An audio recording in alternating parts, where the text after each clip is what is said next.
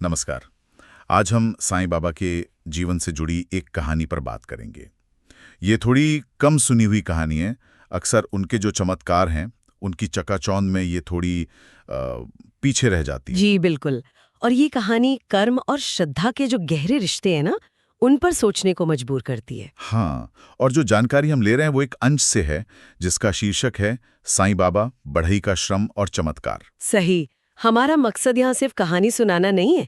हम कोशिश करेंगे इसके पीछे का जो मतलब है उसे समझने की, कि कैसे साईं बाबा के दर्शन में मतलब भगवान की मदद और इंसान की अपनी मेहनत दोनों कितने जरूरी हैं। तो कहानी शुरू होती है शिरडी के एक बढ़ई से।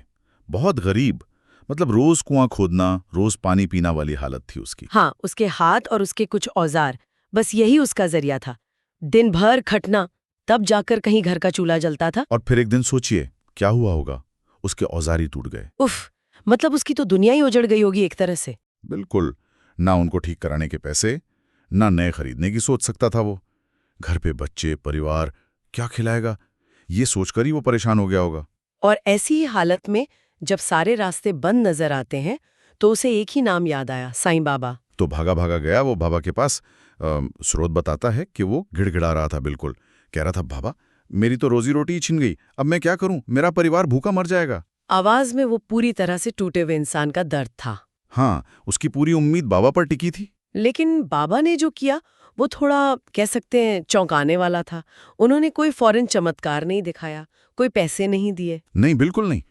लिखा है कि वो बस मुस्कुराएं और उन्होंने कहा, बेटा घबरा मत, श्रम ही सबसे बड़ा धन है, मेहनत कर और मुझ पर श्रद्धा रख, सब ठीक होगा। बस इतना ही। मतलब आशीर्वाद दिया और भेज दिया। ये थोड़ा अजीब नहीं लगता? आदमी मुसीबत में है और उसे बस सलाह मिल रही है। हाँ, पहली नजर में लिख सकता है, लेकिन ये शायद बाबा का सिखाने का अपना तरीका था। वो बाहरी मदद के बजाय अक्सर अंदर की ताकत जगाने पर जोर देते थे। अच्छा। हाँ, उनका वो मुस्कुराना शायद ये दिखाता था कि वो उसकी तकलीफ समझ रहे हैं, लेकिन हल उसकी अपनी मेहनत और विश्वास में है।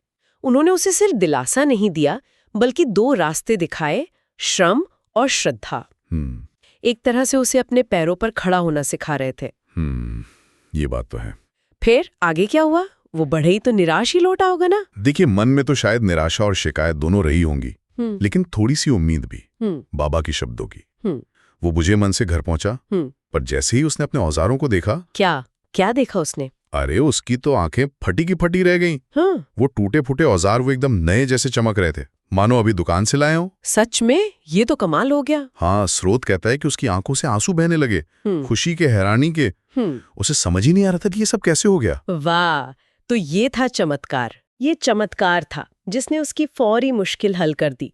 लेकिन कहानी का असली संदेश वो इसके बाद आता है। अच्छा, कैसे? उन नए औजारों से उसने फिर से काम शुरू किया, पर इस बार उसके काम में सिर्फ हाथ नहीं चल रहे थे, बाबा के शब्द गूंज रहे थे, श्रम और श्रद्धा। हाँ, मेहनत और विश्वास। और फिर देखिए क्या हुआ।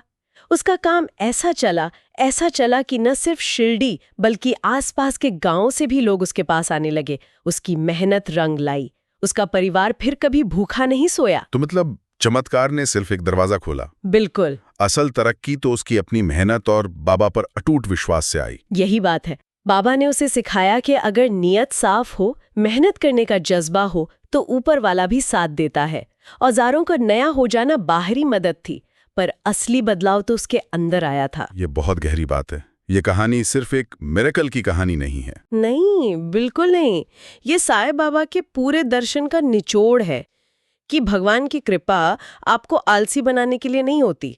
वो आपकी सही दिशा में की गई कोशिश, मतलब आपके कर्म को बल देती है। बाबा ने बढ़ई को अपाहिज नहीं बनाया, बल्कि उसे और मजबूती से खड़ा किया। एकदम सही। उन्होंने मेहनत की कीमत को भगवान के आशीर्वाद से जोड़ा। ये दिखाता है कि आस्था और कर्म ये एक दूसरे के साथ चलते हैं, खिलाफ नहीं। हाँ, ये नजरिया बहुत जरूरी है। अक्सर लोग बस चमत्कार का इंतजार करते हैं और अपनी कोशिशों को कम समझते हैं। और ये कहानी इसी सोच को चुनौती देती है। बाबा का संदेश साफ था, विश्वास रखो, पर कर्म करना मत छोड़ो। तुम्हारी मेहनत ही तुम्हारे विश्वास को असली बनाएगी।